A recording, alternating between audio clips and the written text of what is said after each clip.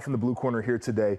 There's a new book about Jim Harbaugh in Michigan that's coming out from John Talty and Armin Katajian titled The Price, What It Takes to Win in College Football's Era of Chaos. I'm going to give you a little excerpt from the book here. It says, quote, during a two-day getaway with his wife Sarah on Coronado Island off the coast of San Diego, Harbaugh unloaded to longtime friend Todd Anson, told Anson that he wanted to remain at Michigan but believed Manuel, no matter his public pronouncements, was not the advocate he needed in his corner, particularly in front of the Board of Regents. So, Jake, we had talked about the idea of friction in that relationship here. I think for some of the public, maybe a little bit undersold outside of people who are really in the know there in Ann Arbor. But just off of reading that excerpt and knowing what might be coming in this book, what are your initial thoughts? Let's just hit a few points. First off, I'm a forward-looking guy, and I think the worst part about this is it shadows Sharon Moore. This is over with. It's behind. Now it's the Sharon Moore era. Would love to make it all about him, but I understand that's not going to be the case. The first one I say is, this was not as simple as Jim Harbaugh just wanting to go win a Super Bowl. Yes, I'm sure he wanted to win a Super Bowl, but it wasn't that simple. The second thing, JP, is this wasn't an impulsive decision. It wasn't like, check the box, we won a national title, now I'm going to go back to the NFL to do that. There's been friction and drama going all the way back to the COVID year when Jim was asked to take a pay cut. And the third point is the complexity of this, because I've seen a ton of comments coming completely for Warde Manuel's neck. And I would say I don't fully fault Warde in this.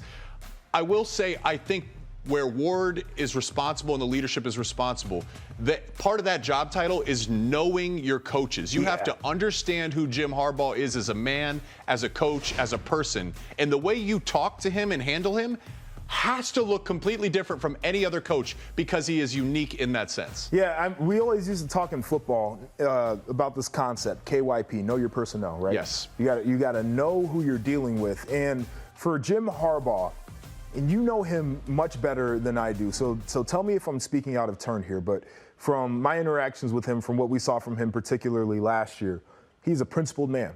This man stands on what he believes, and when he believes that he is right, that is where his heart is going to be. And I think sometimes his belief might clash a little bit with the reality that is ahead of him.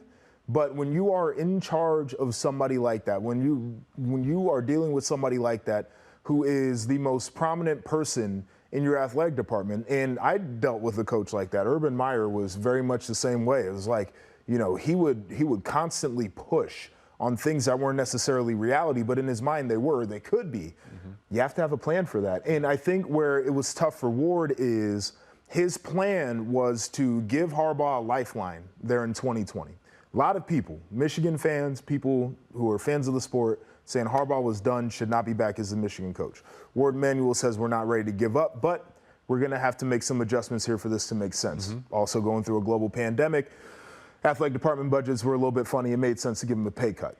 The moment he could have rewarded him with a new contract, he probably should have, and I think we're looking at a different outcome here in Ann Arbor, and I think that is where he fell short in the way that he dealt with Jim Harbaugh. Let's go back to this because it is the great ones, they are tough to deal with. It's a double-edged sword. What makes Jim or Urban or Nick Saban, or we've seen it now with Bill Belichick, right? They are principled. They are extremely sure of their plan, and it has worked. They have the proof to work it. So they're not going to waver from that. But it's also, it works against them in the relationship side of this business. So let's talk about the pay cut, for example. Let's say Warde was doing what a lot of actually not even doing what a lot of fans. He was giving Jim a lifeline. That makes logical sense. What Jim heard was, you don't fully support me. You don't fully value me. Let's talk about, there's been rumors of issues with recruits and transfers not being able to get into the school and get into the program. Jim is interpreting that as, well, you said you had my back, but you're only going to help me as much as it helps you.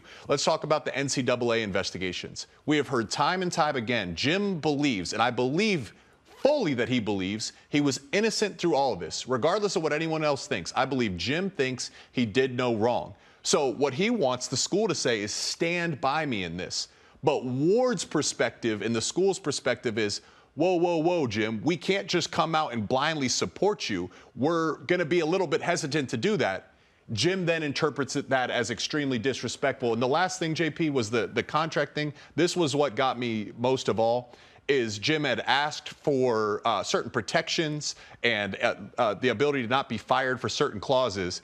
The school was hesitant to do that. They were hesitant to make him the highest paid coach with an escalator clause. They waited till the last minute to give him that.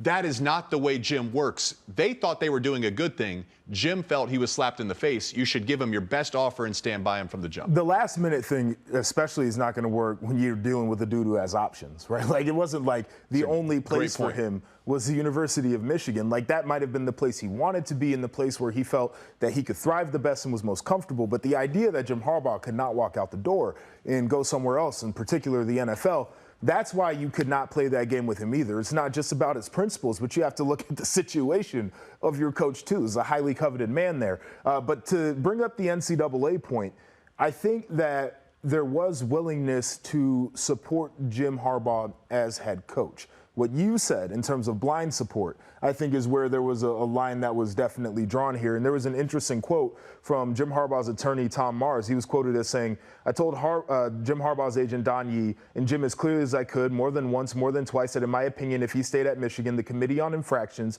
is going to punish him under the vicarious coaches responsibility legislation, and he's dealing with the Committee on Infractions that's clearly manifested bias against him. He's going to sit out 4 games, maybe 6, whatever, the Committee on Infractions finds him guilty." And so the idea, I think, here too is the university understood what they were up against, and that is an NCAA that was out for blood when it came to Jim Harbaugh, an NCAA that probably felt like they had enough to move forward with this blanket language about head coach responsibility.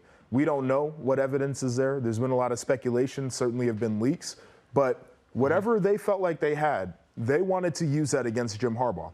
And I think Michigan understood that whether they felt strongly about what the NCAA had, the NCAA was going to be able to move forward. And that puts you in a tough spot too, because now you're dealing with we don't think it's that big of a deal. We think that they're trying to do too much, but there's also the reality of we can't stop them from doing what they want to do. Yeah. It's the culmination in the sum of all these issues. I mean, to get through the situation with the NCAA was always going to be tough, but it would have required a rock solid relationship at that time. We know now that that wasn't the case.